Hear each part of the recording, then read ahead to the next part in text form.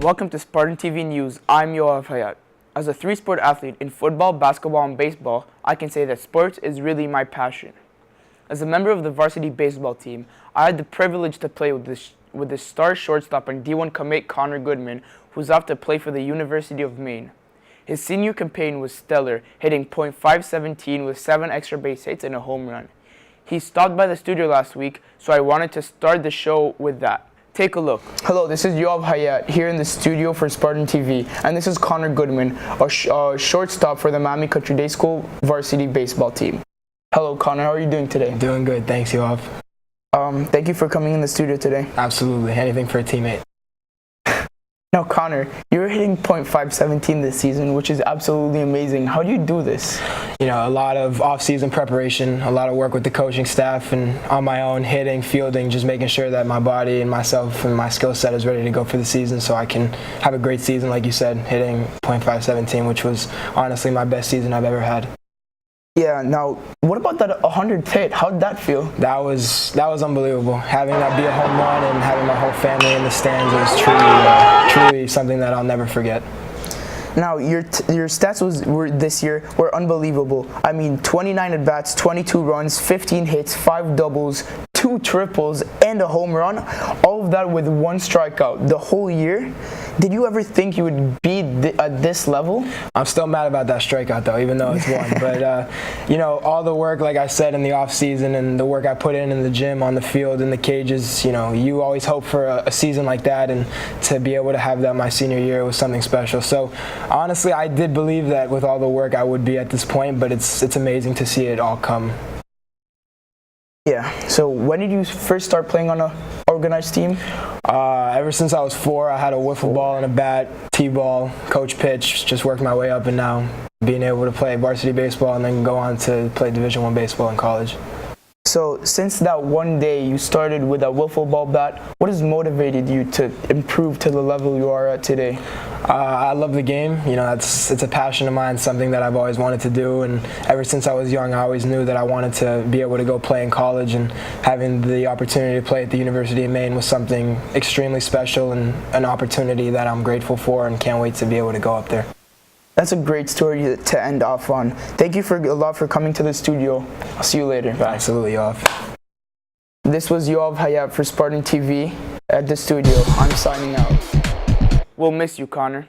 Up next, do you think most Spartans could pass their citizenship test? Reporter Nicole Rivera went out to the campus to see. Hello, my name is Nicole Rivera, and I'm reporting for Spartan TV from the Franco Center Library. Today I'll be going around asking 10 random people a sample of questions from the citizenship test to see how well they do on it, being born or raised in the United States. So the first question is, what do we call the first 10 amendments on the Constitution? The Bill of Rights. This is a trick question. Okay. Bill of Rights. The 10 Amendments. Is that our Bill of Rights? Hard one. The Bill of Rights. I believe the Bill of Rights. The Bill of Rights. The Bill of Rights. I believe they're referred to as the Bill of Rights. Number 2, before he was president, Eisenhower was a general. What war was he in? World War II. World War II. World War One. Oh my goodness. Civil? No. It was World War I, maybe. Number 3, what did Susan B. Anthony do? Susan B. Anthony was a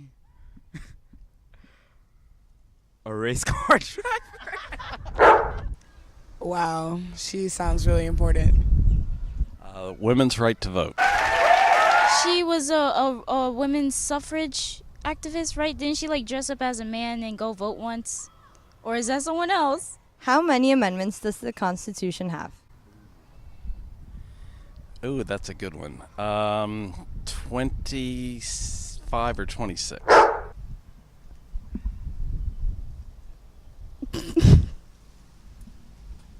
24. I feel like there are 45 amendments. That's too much.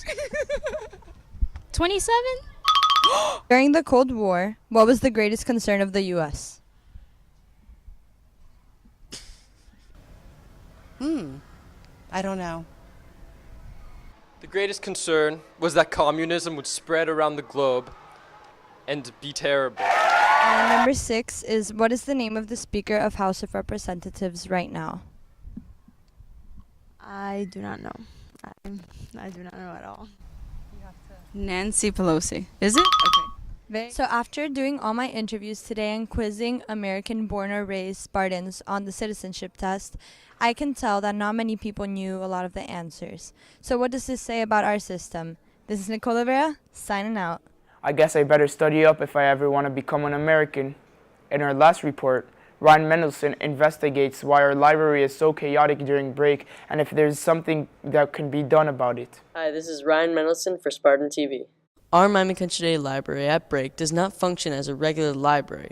We talked to some of the library staff and students to see what they would like our library at break to be used for. Let's see what we got. We have defined our Miami Country Day library as a learning commons. Can you please define what that means? Is a space where people come together to find information, to do research, to learn about things. And it's a place where all of these types of technologies and the means for doing that research are also available. How do you think that's working out? Over the years, it's become more of a place where people gather. Maybe they just need to quickly print something that's due for a class, or maybe they need to look something up real quick. I mean, there are people studying, but that is, I'd say, less than half of the people. Most people are just in here watching Netflix or just hanging out with friends, and the space gets really loud. Describe to me the normal scene in the library at break. Probably not as much of a library during break because it's a very short period of time. And the purpose of the library during break is no different from the purpose of the library at any other time. It's a resource for students to come, and faculty, to come and find information, do research, perhaps study, perhaps collaborate, and that's the same all the time. A normal scene at break would probably be students just trying to socialize and catch up with each other, which could sometimes be harder for other students that want complete silence. That's one of the problems that we're facing right now. Very busy, and sometimes it can be loud, but most of the time people are just studying. It's loud and it's hard for people to study what they have to. The normal scene is usually pretty chaotic and loud. What changes, if any, need to be made? I think that it was fine the way it was, but maybe the back should be kept quieter. It has to be across the board and from the top with the students to know that what their expectations are and what we expect of them and what we need from them. I think if we work together as a group to get this done, everything will be fine. I think it should stay the same because there's other places in the school you can go to if you're really studying. People start using the library for what it's meant to be used, and people who don't, should not, be using it. We would like to see more studying and less watching and less talking. But on the other hand, we are trying to be responsive to what the students are looking for. The library staff is working very hard to accommodate your needs for the library, so it's up to you. Do you want the library at break to be strictly for studying, or do you think the space should be open to anyone? For Spartan TV, I am Ryan Mendelssohn. We'll see what happens next year. That's Spartan TV News for today. I'm Yoav Haiat. Go Spartans!